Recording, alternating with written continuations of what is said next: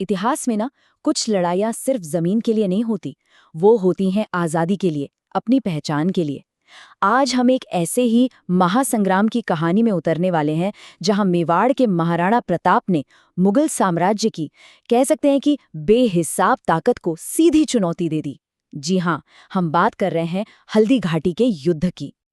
तो सवाल यही उठता है कि आखिर कैसे एक अकेला राजपूत राज्य इतने बड़े साम्राज्य के सामने डट कर खड़ा रहा। उस दिन हल्दी घाटी की उस जमीन पर हुआ क्या था? आइए इसी सवाल का जवाब ढूंढते हैं। देखिए, ये सिर्फ दो सेनाओं का टकराव नहीं था, ये था दो विचारधाराओं का, दो जिद का टकराव। एक तरफ था मुगल साम्राज्य, जिसका सपना था पूरे हिंदुस्तान को एक झंडे के नीचे लाना, और दूसरी तरफ था मेवाड़, जो अपनी आज़ादी के लिए आखिरी सांस तक लड़ने को तैयार बैठा था। तो एक पाले में थे सम्राट अकबर, जिनकी नज़रें पूरे हिंदुस्तान पर गड़ी थीं, और दूसरे पाले में थे महाराणा प्रताप, जिनके लिए अपनी मिट्टी की आज़ादी से बड़ा कुछ भी नहीं था। तो ये लड़ाई सिर्फ जमीन की कहाँ थी, ये तो सम्मान की लड़ाई थी, सिद्धांतों की लड़ाई थी। अब इतने बड़े महासंग्राम की कमान भी तो दो बेहतरीन सेनापतियों के हाथ में थी।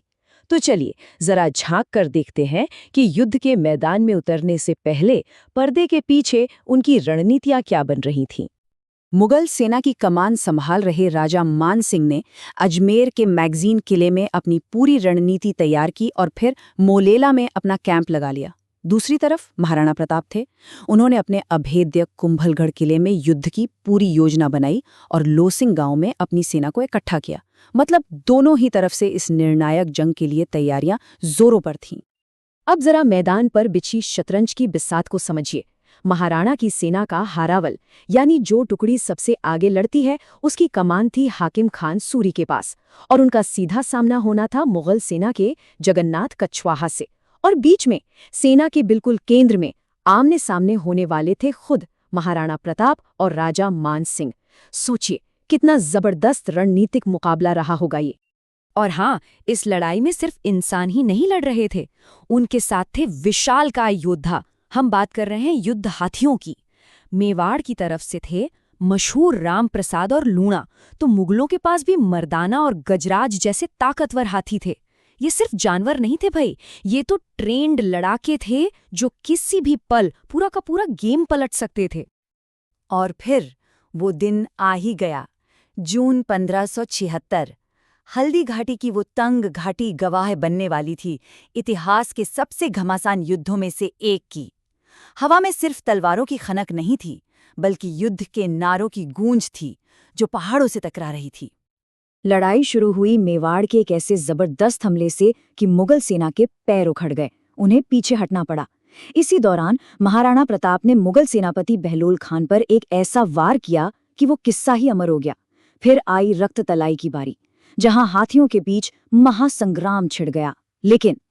लेकिन इस युद्ध का सबसे बड़ा टर्निंग पॉइंट वो था जब झालाबीदा ने महाराणा का मुकुट खुद पहन लिया और अपनी जान दे दी, ताकि घायल महाराणा को मैदान से सुरक्षित निकाला जा सके। सोचिए, ये बलिदान सिर्फ एक राजा की जान बचाने के लिए नहीं था। नहीं, ये बलिदान था मेवाड़ के उस प्रतिरोध की आग को, उस लौ को जिंदा रखने के लिए। झालाबीदा की इस कुर्बानी ने तय कर दिया था कि ये संघर्ष अभी खत्म नहीं हुआ है, ये जारी रहेगा। और इसी कहानी में वफादारी की एक और मिसाल है चेतक। बुरी तरह घायल होने के बाद भी वो अपने स्वामी को बचाने के लिए एक बहुत बड़ा नाला फांद गया। उन्हें सुरक्षित जगह पर पहुंचा तो दिया, लेकिन बलीचा गांव में उसने अपने प्राण त्याग दिए। चेतक की स्वामी भक्ति की ये कहानी हमेशा हमेशा के लिए अमर हो गई। मेवाड़ का एक और योद्धा था, हाथी राम प्रसाद, जिसे मुगल सेना ने पकड़ लिया था। पर उसकी बहादुरी ऐसी थी कि खुद सम्राट अकबर भी उससे बहुत प्रभावित हुए और सम्मान में उसका नाम बदलकर पीर प्रसाद रख दिया। इससे पता चलता है कि मेवाड़ के योद्धाओं की वीरता का लोहा तो दुश्मन भी मानते थे। अच्छा, तो जब मैदान की धूल बैठी तो एक सवाल हवा में तैरने लगा, आखिर जीता कौन? और बस यहीं से इतिहास में एक बहुत बड़ी बहस शुरू हो जाती है। हल्दी घाटी शायद उन गिनी चुनी लड़ाइयों में से है जिसके असली विजेता को लेकर आज भी इतिहासकारों में अलग-अलग राय हैं। सवाल सुनने में बड़ा सीधा लगता है ना, पर इसका जवाब उतना ही पेचीदा है। आखिर उस दिन जीत का असली मतलब था क्या? इसकी एक वजह यह भी है कि इस युद्ध को इतिहासकारों ने कई नाम दिए हैं। जैसे बदायूनी ने इसे गोगुंदा का युद्ध कहा, तो अबुल फजल ने खमनोर का युद्ध, कर्नल जेम्स टॉड ने तो इसे मेवाड़ की थर्मोपाइली तक कह दिया। अब सोचिए, इतने सारे नाम, ये खुद ही बताता है कि इस लड़ाई का नतीजा कोई एक तरफा नहीं था। लेकिन सबसे ज़रूरी बात यह है कि हल्दी घाटी कोई अंत नहीं था। अरे ये तो एक बहुत लंबे संघर्ष की बस शुरुआत थी। महाराणा प्रताप ने मैदान जरूर छोड़ा था, लेकिन उन्होंने जंग नहीं छोड़ी थी। हल्दी घाटी के बाद देखिए क्या हुआ।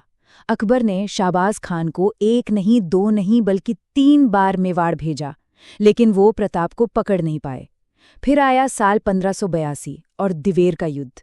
यहाँ महाराणा के बेटे अमर सिंह ने मुगलों पर एक जबरदस्त जीत हासिल की।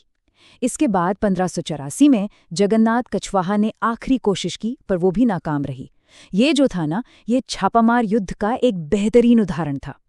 दिवेर की ये जीत इतनी ज्यादा जरूरी थी कि कर्नल जेम्स टॉड ने इसे मेवाड़ का मैराथन का नाम दिया।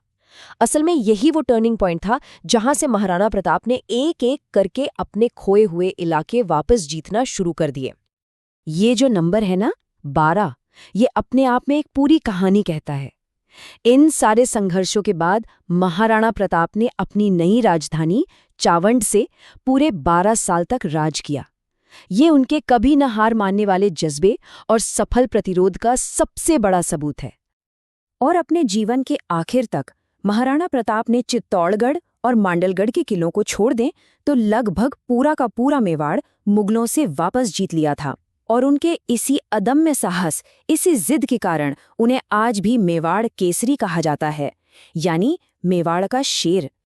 तो घूम फिरकर हम फिर उसी सवाल पर आ जाते हैं कि जीत आखिर है क्या? क्या जीत वो है जो एक दिन में युद्ध के मैदान पर हासिल हो जाए, या फिर जीत वो है जो आने वाली पीढ़ियों तक हार न मानने की प्रेरणा देती रहे? शायद हल्दी घाटी की असली विरासत इसी दूसरे सवाल के जवाब में छिपी है।